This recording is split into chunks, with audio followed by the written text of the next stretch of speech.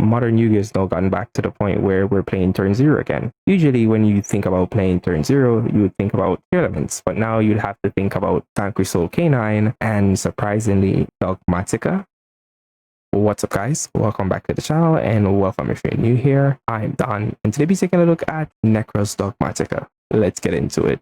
As per usual, let's take a look at the new cards. Alright, so the first card will be Dogmatika Fleur-de-Lis, the Thunderous. It pretty much has the same stats as original Fleur-de-Lis and the same special summon effect. So during the main phase, if a monster special summon from the extra deck is on the field, quick effect, special summon this card from your hand. If this card is special summoned from the hand, you can set one Dogmatika trap from your deck. It can be activated this turn while your opponent controls a Fusion, Synchro, Xyz, or a Link monster with 2500 attack or more.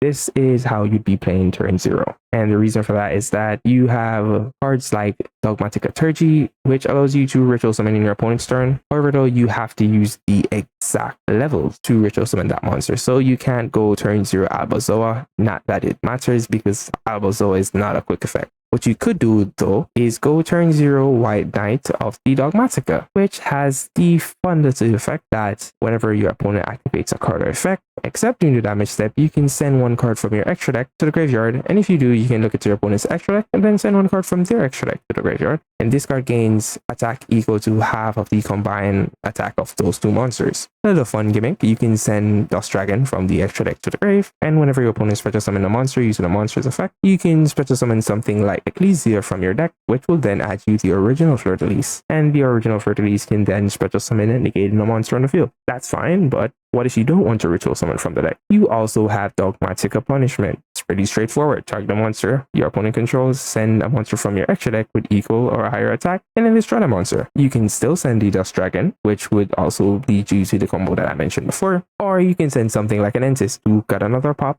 a Garura for a draw, a Malong for a bounce, and the new Tri-Brigade monster for a Book of Moon. The choice is pretty much yours. So with that out of the way, let's take a look at the combos.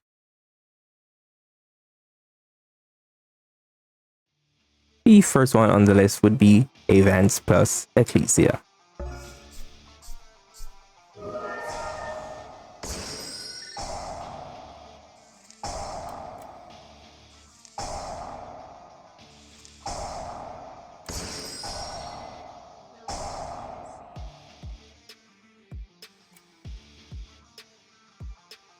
Alright, so this is pretty much anything you'd see in any other Nekroz combo, where you get your one card a Red Bear, which will then lead you to an Amelia on the field. However, this is how we mix in the Dogmatika. We're going to use Amelia to go into Artemis, which will then make Ecclesia in the hand be available to add you a Dogmatika card.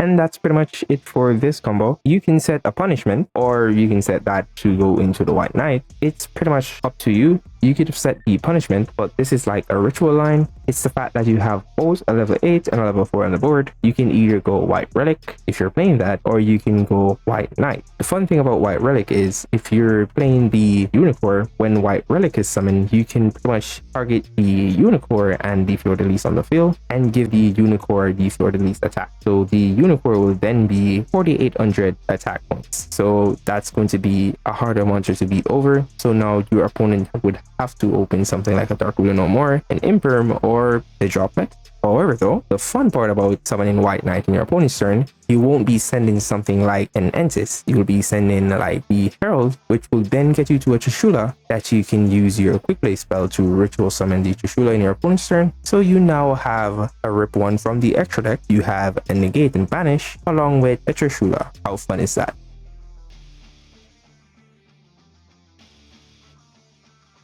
If you made it this far in the video, you can just leave a like, that would be appreciated. And if you want to see more videos from me, you can check out my channel. Then if you want to see more videos from me in the future, you can subscribe to the channel.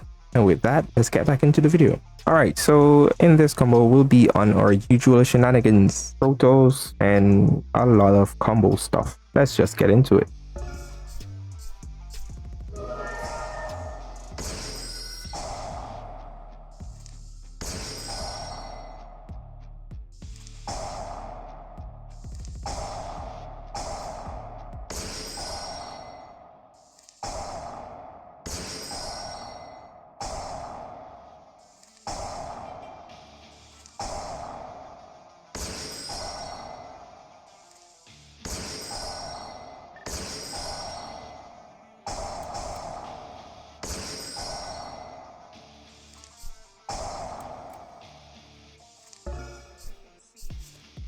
if you happen to hit the right attribute with the Protoss, I don't think your opponent will be playing. However though, if it's a deck like Mitsurugi Raziel, they might be locked out of one attribute, but they still have the other. Therefore, they can still go into the extra deck for you to make use of your Fleur-de-Lis. You could also add the other Fleur-de-Lis, but you can always get to that anytime in the game.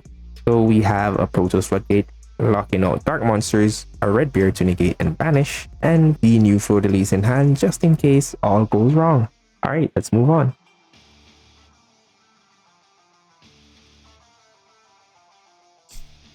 Alright, so I figured that I might as well add one game where I'm playing the deck, and you might see the Dark Blue No More, be wondering if this is game 2 or 3, but no, this is game 1. I'm actually playing the board breaker variant of the deck, and the reason for that is cards like Dogmatika Matrix, which going second, it pretty much is a +1. If your opponent controls a monster, you can just add an additional card, so that's really nice, to be honest. And drawing your hand traps for the 6th card in a deck like this that isn't fast-paced enough, it pretty sucks. But drawing a board breaker as your 6th card, it's like the most thrilling thing you'd ever want to see.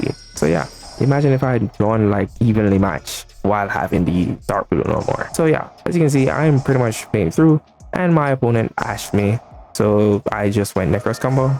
And seeing their hand, I pretty much feel it for them because they don't really have anything to do, seeing that they drew 2 ash, and there's another card in hand that's not really useful right now, so I'll just be going Protoss combo, and when I'm done with the extra deck, I'll just tap into the Dogmatika engine, which is pretty much a back and forth between Dogmatika and Nekroz. So yeah, and with like the Matrix on the field, I don't really have to worry about getting specific rituals to the hand because I can always look in my own extra deck and send like a Herald to add anything that I want. But seeing that I already have it set up, I don't really need anything.